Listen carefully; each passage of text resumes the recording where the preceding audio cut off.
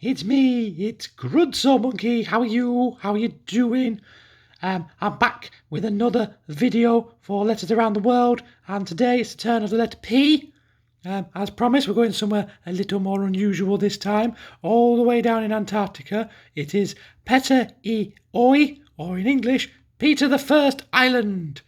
So, unsurprisingly, given that Peter the First Island is, well, it's an island, not a city. It doesn't have a city flag. It's currently owned by Norway.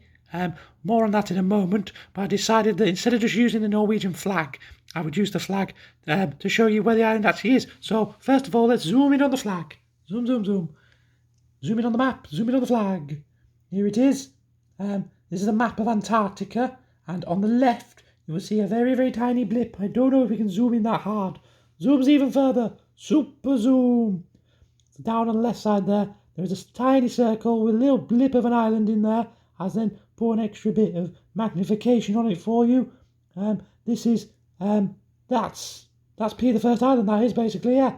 On the west side of the main continent of Antarctica there. There you go, I'll zoom out a little bit so you can see the whole thing again. And yeah, let's talk about Peter the First Island, or Pete-i-Oi in Norwegian. I think I'm pronouncing that correctly. So as I say, it's currently owned by Norway, but it was actually named for Peter the First of Russia, the Tsar of Russia, because it was first sighted by Fabian Gottlieb von Bellinghausen. What an amazing name that is. Yes, Fabian Gottlieb von Bellinghausen, who was a Russian naval officer in 1821, but nobody actually got onto this island until 1929, when Niels Larsen and Ola Olstad's Norvega expedition was successful. Since they were Norwegian, they claimed it in the name of their country, but they retained its original name. After that, the next landing wasn't until 1948, when biological and geological surveys were performed. The reason it takes so long in between landings is because Peter the First Island is nearly entirely covered by a glacier, and for most of the year it's also surrounded by pack ice, which makes it very difficult to access.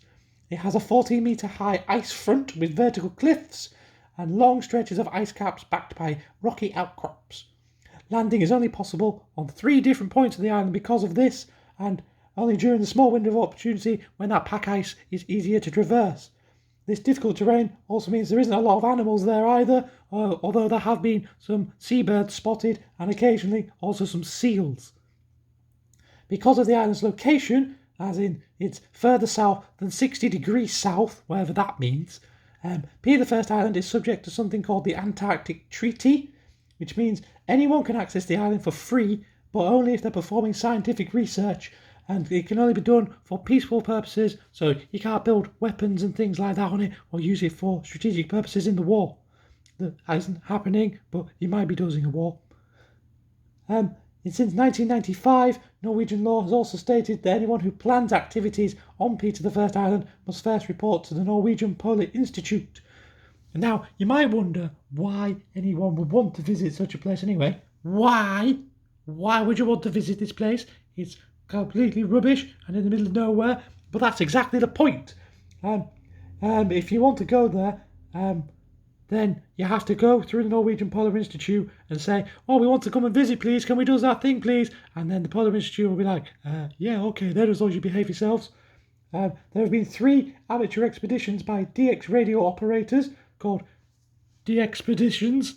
What an amazing name. What an amazing name.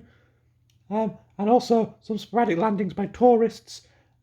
Yeah, it might be fun to go do because it's so remote and in the middle of nowhere that you might want to do it just to say you've been. Just to say you've been to Antarctica. Who wouldn't want to say that, really?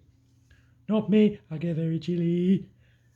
Anyway, that's all I have for you on Pete-i-Oi, Peter the First Island. I hope you enjoyed it. I hope you learned something. And I hope I will see you next time for more letters around the world. Okay, bye.